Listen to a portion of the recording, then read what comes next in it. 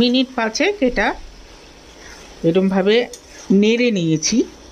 ব্যাস একদম তৈরি ইলিশ মাছের মাথা দিয়ে চাল কুমড়োর ঘন্ট। প্রথমে সর্ষের তেল দিয়ে কড়াতে ইলিশ মাছের মাথাগুলো নুন হলুদ মাখানো রয়েছে আগে ভেজে নেব। দুদিকটাই ভাজা হয়ে গেছে। এবারে মাথা দুটোকে তুলে নেব। এই তেলের মধ্যেই এবার দিয়ে দেব 1 চামচ জিরে আর 2টো কাঁচা লঙ্কা ফোড়ন।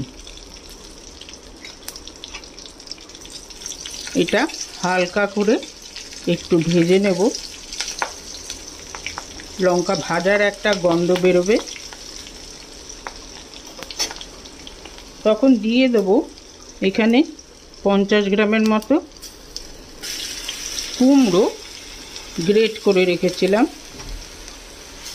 সেটা দিয়ে একটু ভাজা করে নেব।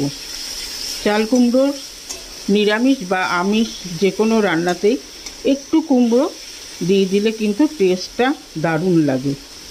এটাকে এবার অল্প একটু ভাজা করে নেব। কুমড়োটা অল্প একটু ভাজা ভাজা করে নিয়েছি।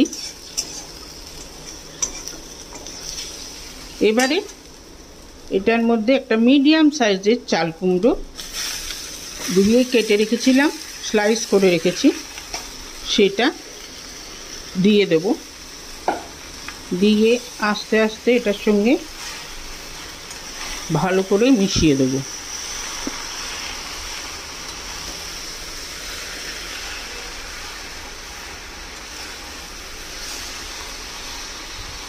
দিয়ে দেব 1 চামচ হলুদের গুঁড়ো, 1/2 চামচের মতো সল্ট। এটাও ভালো করে মিক্স করে নেব।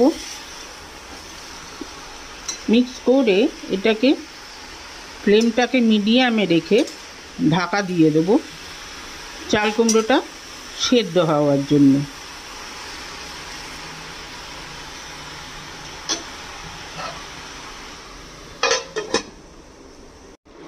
মিনিট 10 ঢাকা দিয়ে রেখেছিলাম।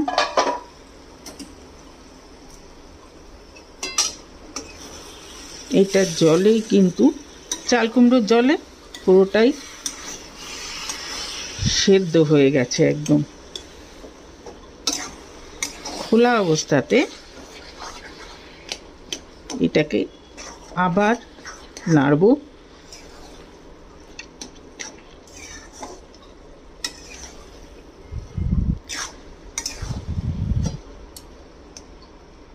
এবারে এই যে মাথাটা ভেজে রেখেছিলাম এটাকে টুকরো করে নিয়েছি, নিয়ে এটার সঙ্গে এবারে খুব ভালো করে মিশিয়ে খোলা অবস্থাতেই এটাকে আবার নাড়ব। আর একটু শুকিয়ে নেব।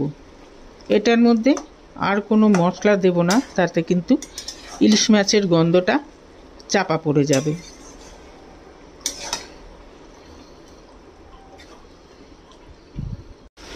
মিনিট 5 এটা এরকমভাবে নেড়ে নিয়েছি। ব্যাস একদম তৈরি ইলিশ মাছের মাথা দিয়ে চাল কুমড়োর ঘন্ট। কেমন লাগলো রেসিপি?